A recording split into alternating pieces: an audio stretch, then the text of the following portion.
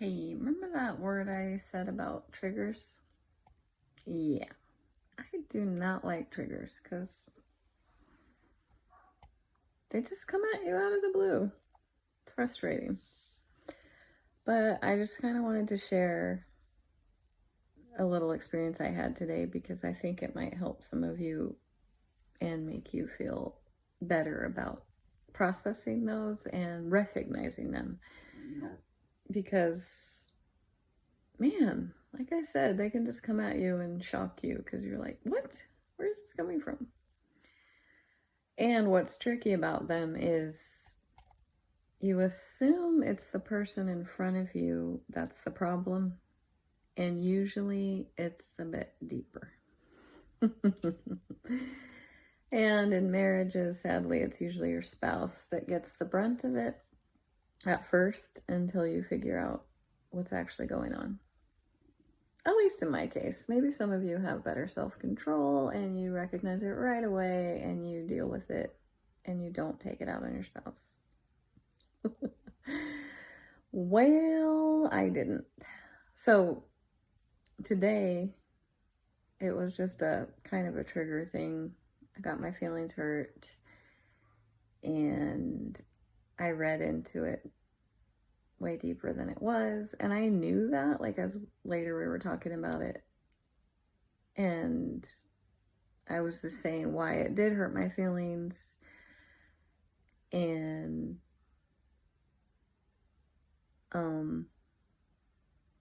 as I was trying to explain it, I was realizing, yeah, it hurt my feelings, but it really wasn't that big of a deal. And I went alone with the Lord and I was just praying and giving it to God and just taking a moment to feel what I actually felt. So I was crying a little bit. And then I realized it wasn't my husband that did anything big deal. Yes, it hurt my feelings. It matters. He apologized, which I appreciate. But it had to do with someone else who I have felt they kind of just cut me out of their lives, and it hurts. And it's for no reason, really. I mean, who would cut me out of their lives? I'm just kidding. But truly, there was no like actual reason, nothing said about it, nothing resolved. Just boom, stop talking, stop reaching out, stop connecting. And it freaking hurts. I'm a very loyal person. I really value relationships. And I'm learning still, like, how to find those people who value relationship the same way that I do.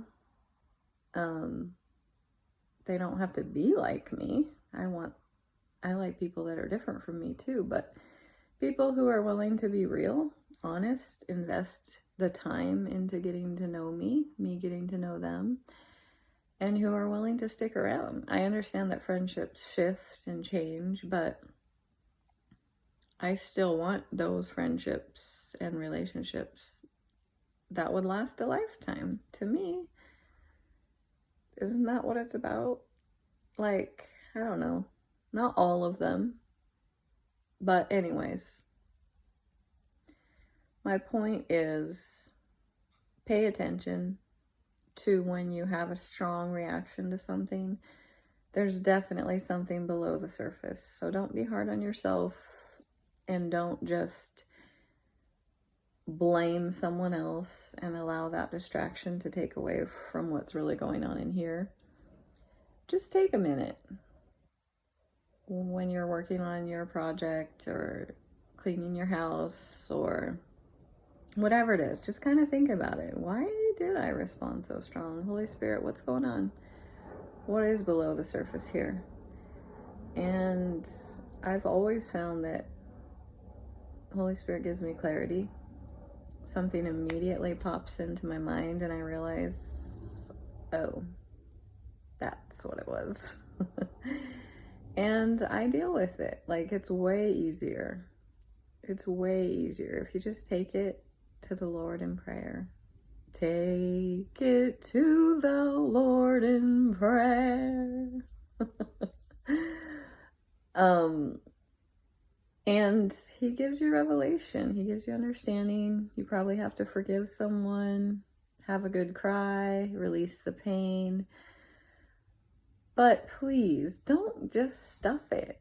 Don't just let it brew and stew, and don't pretend that it didn't hurt.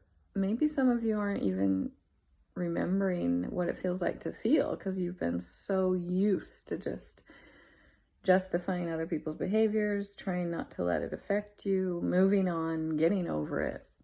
But every time you do that, you're shutting down a little part of your heart, and you're not allowing a process to happen, and your heart is getting a little bit calloused. So if you want to have a heart that remains open to people and not bitter and not angry and not resentful, or the other extreme, always happy, totally fine, nothing affects me, I'm here to serve everybody else and it brings me so much joy, that's also another extreme. You have to be real with who you are, and it's not always easy and it's not always fun, but I would never want my heart to grow cold. I would never want my heart to be hardened to where I don't feel compassion, to where I don't feel what I feel. It's very important. It's part of life. And I understand some of us are more sensitive than others. I'm one. But your feelings matter. They're valid. And the only way to feel is to feel. And the only way to heal from pain is to feel that pain, forgive, release, let go, cry, yell, scream, maybe not at the person, etc. But don't let the sun go down on your anger. It only continues to callous the heart and harden the heart, bit by bit by bit by bit. And then we start losing ourselves. We start losing our passion, our excitement, our joy for life, because we suddenly have a heart that's just completely protected, and we're afraid to feel, we're afraid to give, we're afraid to receive. You get the point. Anyways, that's what I have to share today. I hope you have a beautiful day.